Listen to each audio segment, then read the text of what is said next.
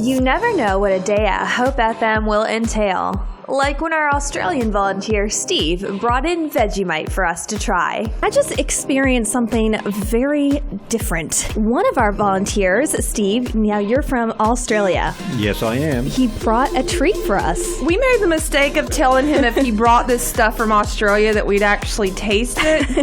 It's called Vegemite, and it tastes wonderful. Not Unless You're Australian.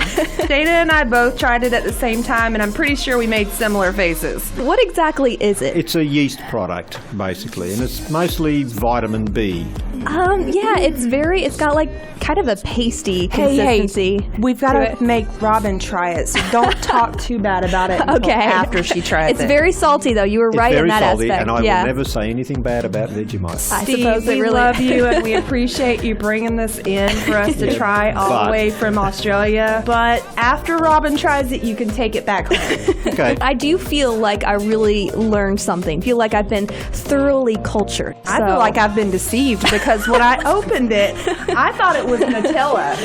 If you look at it, it does look creamy chocolatey. Nutella. But if you get your face within a foot of it, it smells like chicken bouillon. It's okay. I'll just take it back and put it with the other 2 jars I have at home. You can get it over here, but it's pretty expensive, and you've got to look for it. It says proudly made in Australia. If you happen to like Vegemite, call him and tell him that, because he has just had all of us taste it and he has not gotten positive reviews. Let's just say we renamed it from Vegemite to Veggie Did, and Veggie won't do again.